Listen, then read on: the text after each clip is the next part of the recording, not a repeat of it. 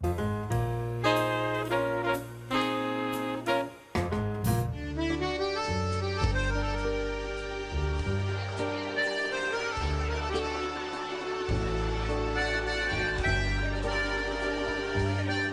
place has his own characteristic. I think about this place is, it's a good sized restaurant, but I think at the same time it feels small and very warm, I think, when you come in. Do you want to hear about specials first? And then If you come out for dinner, it's like if you go to your friend's house. That's the way, the feeling we want to give to our customer. We have the tilapia, what we call tilapia paisana, served with the wild mushroom leeks and a white wine sauce.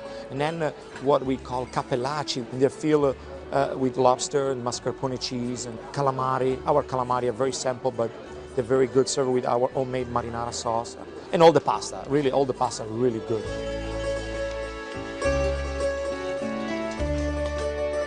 Early, we have a lot of older clientele. When you move into the night, you have a little bit younger crowd. In the weekend, early, you have a family. The nicest thing, you can come in and dress up the way you want. It's very casual, good atmosphere, but it doesn't matter the way you dress up. Everybody's welcome.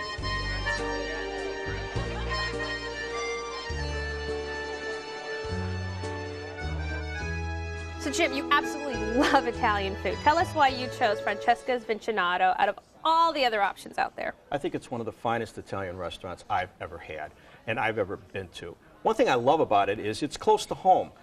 Living in Chicago, I do a lot of traveling and I do a lot of work in my sales, and I'm downtown on a regular basis. But it's awfully nice not to have to get in the car and travel 45 minutes down to the Loop to find a very good meal. And Vicinato brings that good meal about 10 minutes from my house. The consistency of the Mia Francesca restaurants are definitely there. The atmosphere, the food, the quality, the wine list, it's all rolled into one. It's a very, very friendly restaurant with a neighborhood feel. As a matter of fact, Vicinato in Italian means neighborhood. And I love the feel of that. I love going to a neighborhood spot where I can go for a good meal with good food and good wine. Jim, what do you eat when you go there? Well, I eat a lot of things when I go there. One of my favorite things is the mussels in the spicy tomato sauce. I think it's excellent for an appetizer. My entree was a tilapia, which is one of my favorite fishes. It wasn't done in a Vesuvio style. It was done with a very light cream sauce with capers and vegetables. Oh, you did the tilapia called paisana. Paisana, and it was done very, very well. My fish was fresh. I could tell it was done very, very well. Jim, sorry to say, but my experience was not as good as yours. Actually, it all started when we got there.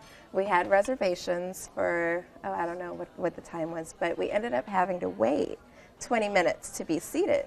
And just, I don't know, it was just kind of treated like, oh, yeah, Did you think of walking over to the bar, perchance, and maybe It wasn't having a offered. drink? It really wasn't? No, it wasn't offered. But you were also with a larger group of people. I came with my family, actually.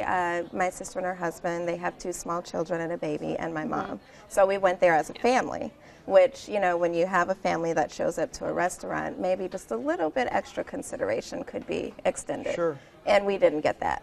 So that kind of set the tone for the whole evening. I had quite a lot of food, actually. Gee, imagine that. Mr. Meat and Potatoes. Yeah, what did I have? I had the bruschetta con trio. I also had the calamari fritte. I had the pat-shaped pasta with veal. And again, it was okay. It was not too big, not too small. The dessert, the waiter had recommended a dessert, and then they came back and said, sorry, we don't have it anymore. He was a very good salesperson, obviously. Yeah, we had the chocolate bread pudding. I had a tiramisu, which I thought was amazing. That was the one saving grace the whole night. Was nothing the tiramisu. like a good tiramisu. Yeah. It was perfect. Nothing like a good dessert to finish it off. Now, Danielle, what did you eat? I had the ravioli spinaci, and I had a chocolate martini. Chocolate martini? Yes. And if you drink wine? Yes, I did. I wanted wine, but I was told that after I had already put in my martini order, I wanted to change it because I had changed my mind, and I saw that they had a Pinot Grigio on the menu, and I wanted to change it, and the waiter told me it was too late to change it. So. Really? Yes. Isn't that amazing? I mean, that who said that? I'm kind of surprised. Maybe it was the waiter. Maybe it was the newness. I don't know. Not that I'm claustrophobic, but I thought it was very, very crowded. The spaces, it was very. When I was sitting there at my table, I mean, they first have to pull your table out, let I had one with my cousin.